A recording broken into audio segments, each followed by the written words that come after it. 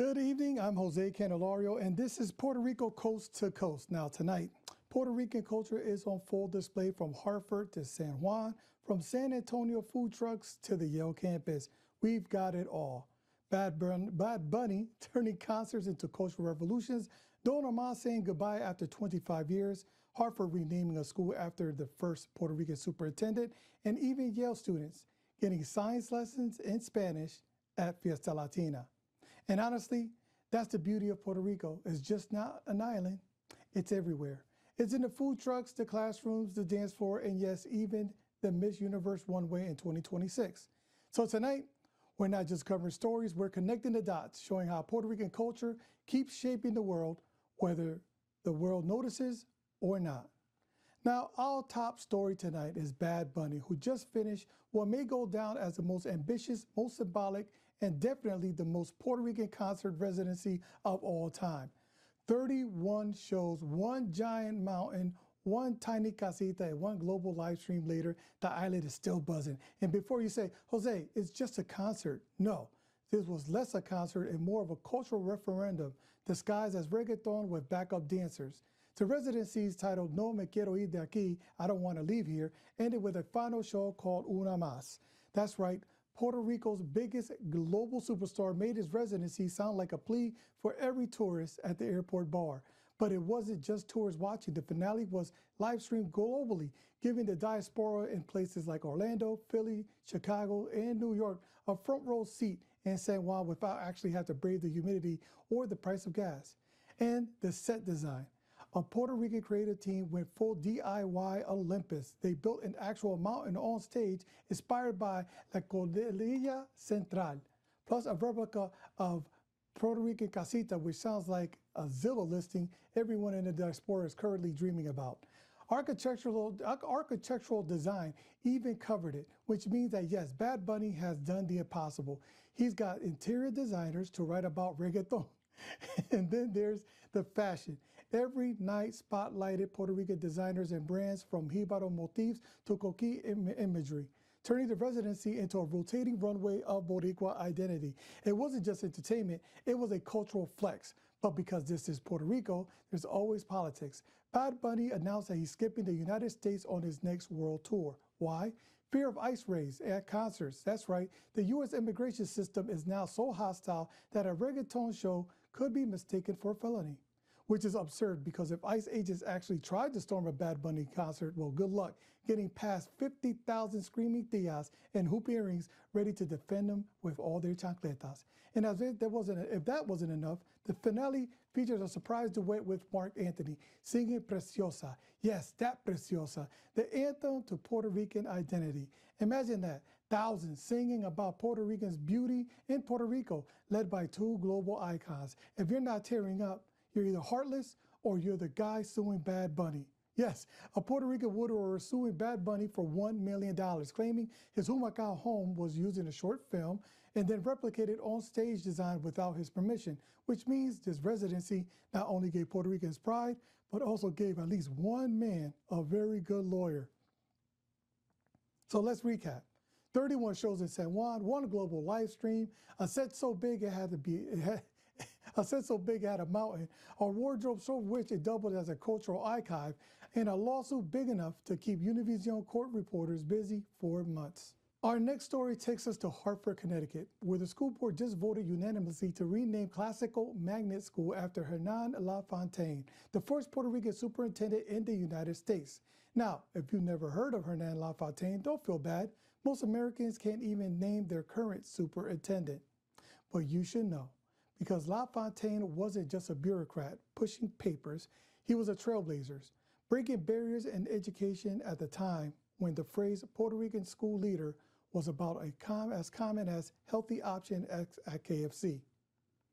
LaFontaine's career stretched decades. He fought for bilingual programs for Latino students to see themselves in the curriculum, and for public education to serve all children, not just the ones whose parents donated to the PTA bake sale. So yes, renaming a school after him matters. It means when students walk into Hernán LaFontaine Classical Magnet School, they'll be walking into a building that carries the name of a man who believed they belong in the building in the first place. But here's the catch. It shouldn't take decades for this kind of recognition. We should be treating Puerto Rican pioneers like they're limited edition Pokemon cards, impossible to find, and only valuable after 40 years. Because this is bigger than a sign outside of school.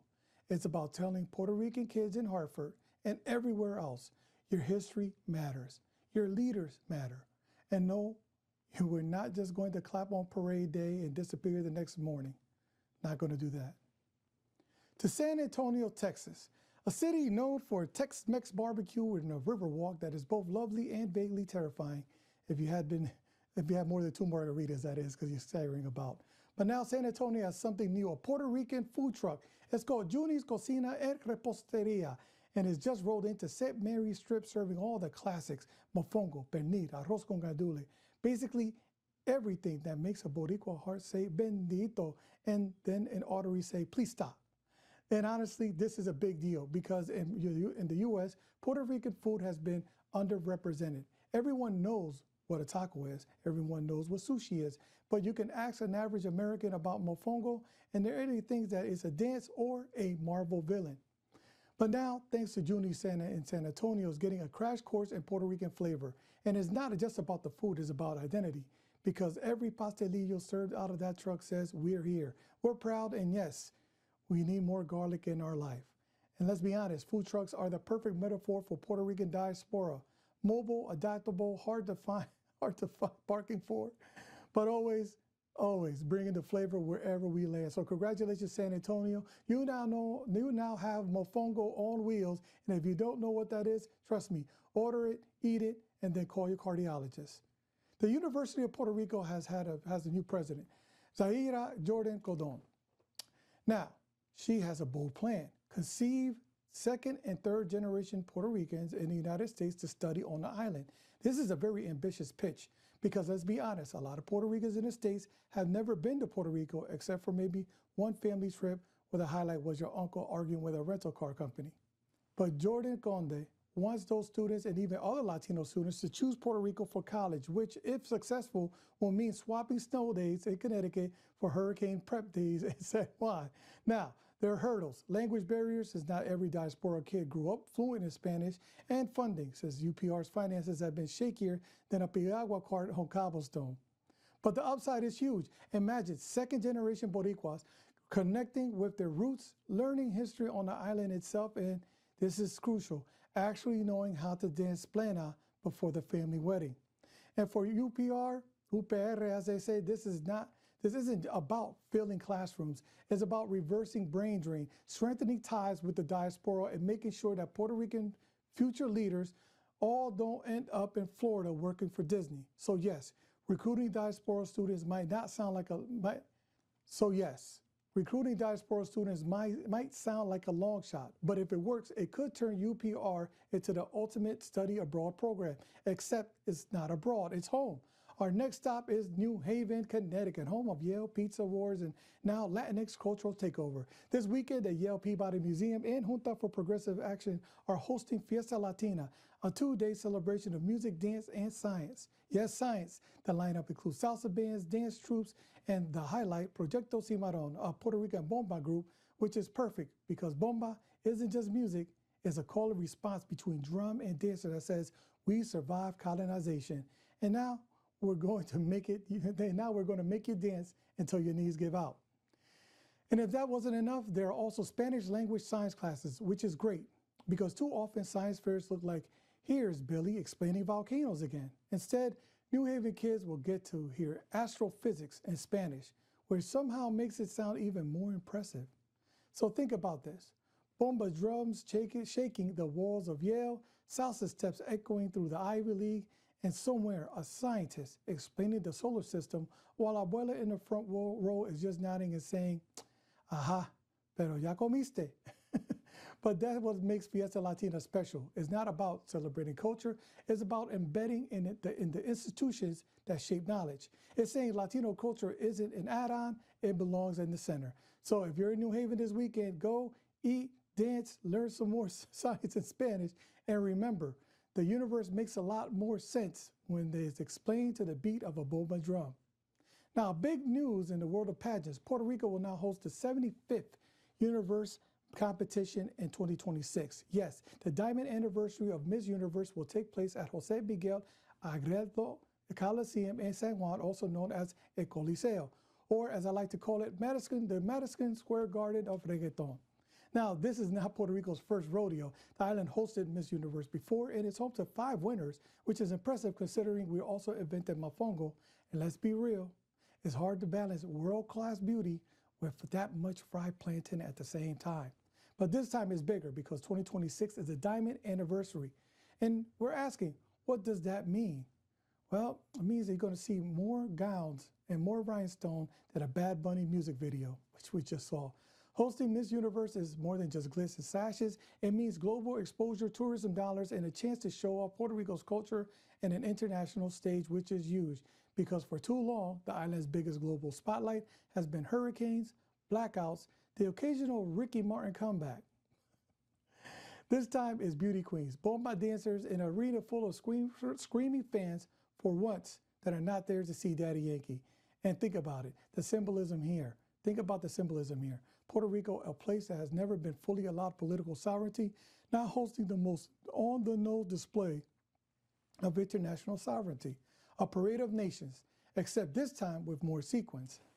So in 2026, when the world turns the crown to Miss Universe, they also see Puerto Rico in all its brilliance. And honestly, about time. Because if anyone knows how to sparkle under pressure, it's Puerto Ricans. The king is now stepping down. Don Omar, one of the pioneers of reggaeton, has announced that he's retiring in 2026 after a 25-year career, which means 2 things. 1, you're officially old enough to remember when Dale Dale, Dale Don Dale was new. And 2, the reggaeton world is about to lose one of its founding fathers. Don Omar's plan is clear. A greatest hit album in October 25, which is going to be released next month, one last studio album, and then an international farewell tour. That's right, he's given us the full telenovela exit, complete with sequels and dramatic pauses. But let's not underplay it. Don Omar isn't just another artist. He's the man who helped take reggaeton from the streets of Carolina, Puerto Rico, to global radio stations, car stereos, and yes, even the Fast and Furious franchise. Without Don Omar, Vin Diesel would have just been a bald, non-bilingual. Think of his track record. Hits like Dile, Pobre Diabla, Danza Godura, these, which to this day is the only songs capable of getting a grandma, a toddler, and a drunk uncle on the dance floor at the same time at your wedding. And here's one thing about Don Omar. His music wasn't just catchy, it was cultural infrastructure. He built the bridge between old school reggaeton and mainstream pop. Without him, there's no Daddy Yankee, worldwide takeover, no Bad Bunny breaking arenas, no Karol G singing about bichotas on primetime TV. Don Omar was the blueprint, and yes, like a pioneer, his career wasn't without drama. Feuds with Daddy Yankee, breaks from the spotlight, comebacks, more feuds. Honestly, the man had more season finales than Grey's Anatomy. But through it all, his impact never faded. So now, we face the farewell, and let's be clear, Don Omar isn't just retiring, he's closing an era. In 2026, when he takes the final bow, reggaeton won't be losing an artist, it'll be losing one of its architects. And the legacy he leaves is simple. Reggaeton is no longer a genre people dismiss as noise from the island. It's global, it's dominant, it's on every Spotify playlist. And Don Omar helped make that happen. So yeah, Don Omar's reign is ending, but at least 25 years, or if there's any clue of that, is that music will keep echoing from Puerto Rico to Panama, from New York to Netflix for generations. And when that farewell tour comes around, here's my advice: buy a ticket.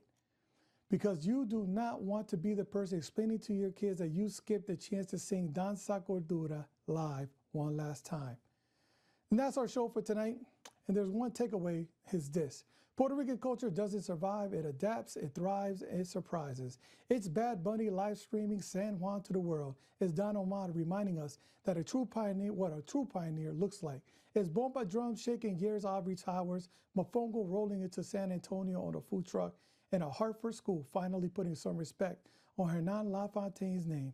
So whether it's the big stage at El Coliseo or a community stage at a local festival, Puerto Rican voices are out there making themselves heard, and they're not going anywhere. I'm José Candelario. This has been Puerto Rico Coast to Coast. Buenas noches, and like always, stay Boricua.